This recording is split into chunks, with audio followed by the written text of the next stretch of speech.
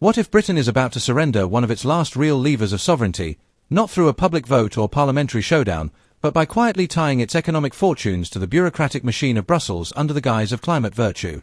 That is precisely the high-stakes gamble the Labour government appears ready to make. With plans to align the UK's emissions trading scheme with the European Union's far more punitive system, Sir Keir Starmer is setting Britain on a collision course with economic hardship, all for the illusory prize of a reset with the EU. It's not just a policy error, it's a betrayal of working families, British industry, and democratic intent. This is not a question of whether we should care about the climate. It is a question of whether our approach to environmental responsibility should bankrupt our economy in the name of continental harmony. Starmer's government is on the brink of outsourcing our energy policy, ceding control of carbon pricing to a system that has driven up costs in Europe and punished production.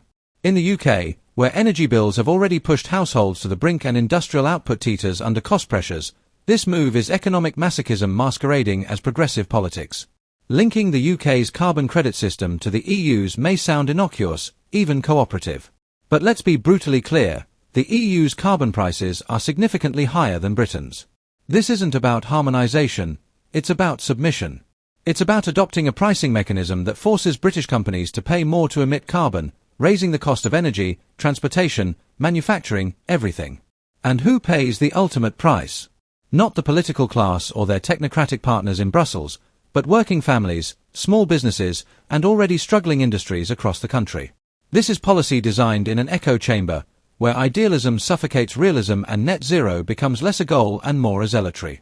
Ed Miliband's pronouncement that the transition is one of the opportunities of the century might resonate in Westminster's insulated chambers, but it rings hollow in the cold homes of those choosing between heating and food.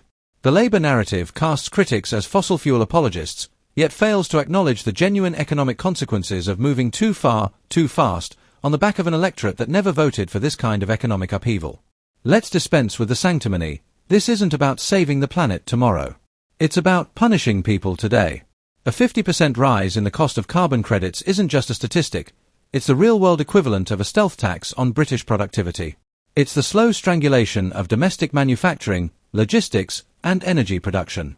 Worse still, it undermines any claim that this government is pursuing sovereignty with sincerity.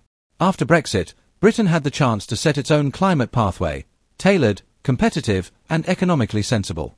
Instead, Starmer seems determined to drag Britain back into Brussels' gravitational pull under the cover of green policy. The question is not whether climate action is needed, it is whether this version of climate action is responsible. So far, the evidence suggests otherwise.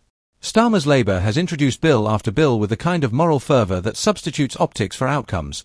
Great British Energy, the Sustainable Aviation Fuel Bill, restructured Crown estate policies. Yet there's been no rigorous cost-benefit analysis presented to the public, no transparent reckoning with the trade-offs involved. Why? Because the truth is politically inconvenient, there is no green transition without economic pain. But this government would rather the public discover that in their electricity bills than admit it on the record. It would be one thing if this move were strategic, if linking to the EU's ETS genuinely gave Britain leverage, influence, or a competitive edge. But the reality is the opposite. The EU scheme is more expensive, less flexible, and designed for an economy with very different energy dependencies than ours. The idea that Britain would benefit from joining it is a fiction spun by ideologues more concerned with optics in Brussels than outcomes in Birmingham. Opposition voices, including those within the Conservative ranks, are not simply playing politics.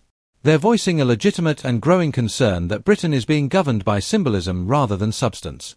Nick Timothy's warning that this alignment could cost households an extra £112 a year isn't scaremongering. It's a reflection of where policy collides with reality. Labour can dismiss these figures all they like, but hand-waving doesn't lower gas bills. In the final analysis, this isn't just about carbon credits or net zero targets. It's about trust. It's about whether a government elected on promises of growth, fairness, and sovereignty can justify policies that do the opposite. If Labour proceeds with this alignment, they will own every shuttered factory, every job moved overseas, and every family pushed further into energy poverty. Starmer wants a reset with Europe. But at what cost? A true leader defends the national interest first, even when it's politically difficult. Right now, Britain doesn't need more entanglement with a declining economic bloc. It needs independence, resilience, and above all, policies that put the British people first, not the approval of Brussels.